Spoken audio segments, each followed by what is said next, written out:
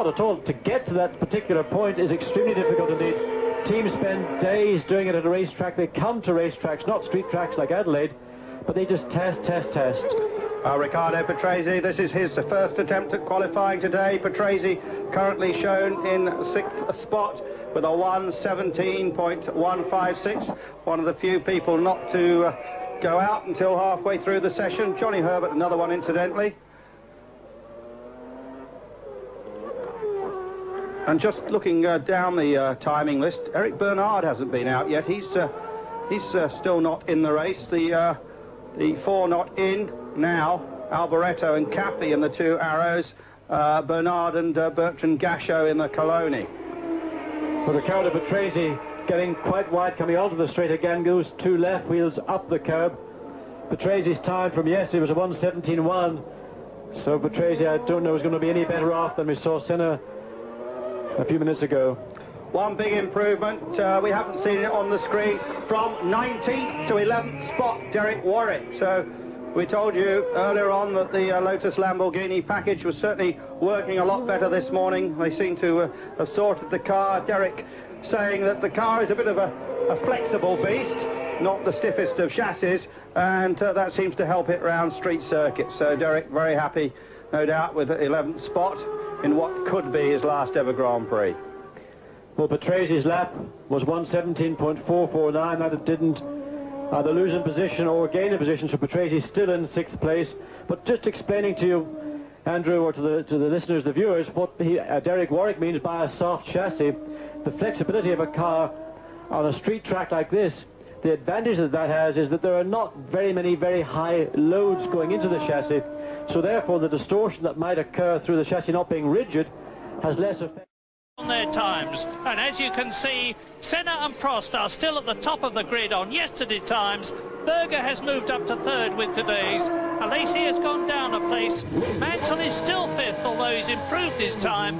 And Riccardo Patrese, trying very, very hard indeed, and he's just completed that lap, is in 6th position, 1 place better than he was yesterday, in spite of the fact that he's half a second quicker. Now this is Mansell going out again, and it looks to me, well, I haven't had a look at the tyres, but if he's on a new set of tyres, then this is his 2nd set of qualifiers, and that decision to go now, apart from the fact that the traffic conditions on the circuit are good and there aren't many cars out, everybody else is waiting, and that may be, and therefore that makes it quite a good idea, but the sun is still burning down on the track and the cloud cover that's around hasn't happened, and it is, the track definitely gets noticeably quicker if it's had like 5 minutes of broken sun on it, so, you know, through cloud. Both for the engines and the cooling of the track surface helps the grip, so the engines operate slightly more powerfully. And Mansell, because Mansell currently in 5th place, will be looking for, really, he wants about half a second of improvement. He's got a 16.9 to beat. Of his own, that is, ahead of him.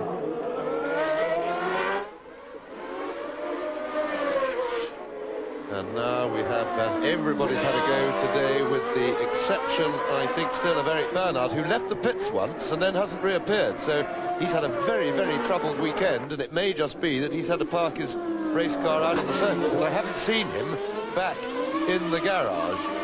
So Eric Bernard we seem to have lost. Mansell to start the quick lap.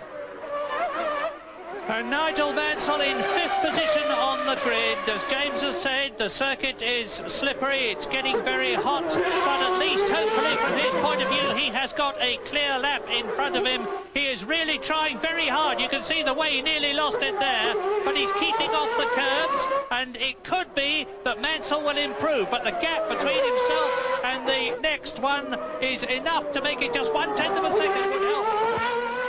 Yes, and he looks very committed on this lap. With a quick one, this is the most important corner on the circuit. He didn't lift for that, that's all right, using a bit more road, but the speed out of that corner governs your speed down the longest straight on the course, and the longest time before the next corner. Whoops, locked the right front a little bit there, shouldn't have hurt him, shouldn't have unbalanced the car too much.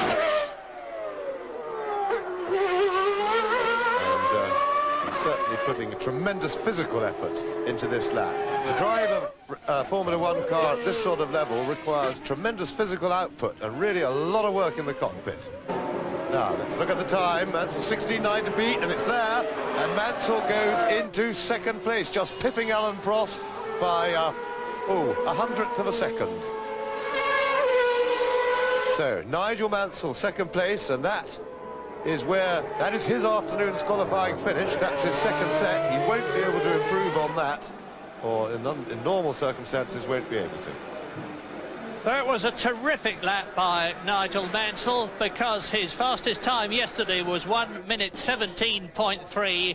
His fastest lap, which he's just completed today, 1 minute 16.3, a full second faster. Now, Alain Prost maybe is sitting in the cockpit there and thinking, if I can do that, if I can improve my time by 1 second, like my teammate Nigel Mansell has done, I will be well up on the grid. He's second position at the moment, so that would be great. So Mansell coming in at the end of his lap, having moved up to second place on the grid. Well, it certainly appeared that... Oh, and there's a big one from Capelli in the Leighton house, but he didn't hit anything. He probably didn't do it much good while jumping over the curb, but he'll have to certainly come and have a check now. Well, there goes Mansell, cooling it all down. Now, Mansell certainly benefited from getting a very traffic-free lap then. There are very few cars on the circuit now. The sun is out, and I think if I was in Alan Prost's position, I might say, well, if Mansell can do that right now, there's not much on the circuit. Actually, the sun is just starting to go in. We're getting a little bit of cloud cover, so maybe he can wait. But things look good now. That proves that the circuit's quick, and Prost must be tempted. He must be toying with the idea of going now. Remember, it's a very difficult decision, and it's a lot of it is guesswork. It's qualified guesswork, but by no means can you always get it right. Look, you can see the shade from that picture. Half the circuit's in shade. The cloud is coming. Yes, of course, for Alain Prost to improve his fastest lap time so far from yesterday by a second, as Nigel Mansell has done, would be, to put it mildly, very much harder, because Prost's time yesterday was a lot faster than Mansell's. But if he did, hypothetically, he would move into pole position. And by the way, your man you're looking at the moment, Michele Alboreto in the Arrows with the Ford DFR engine, is out of qualification. He's 27th at the moment. Incidentally, David Brabham is still in at 24th place out of 26. And as Alboreto completes his lap, come back to Adelaide soon.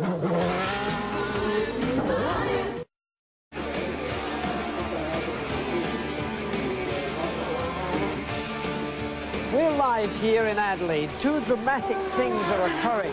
One, David Brabham is fighting to make the field here in this Australian Grand Prix. He's in 24th position of a field that will only be 26th.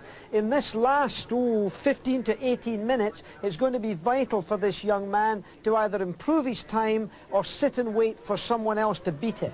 Right now he's in the field. The other battle is going on for the front row, because Ayrton Senna's on the pole, but Alain Prost's been alongside him.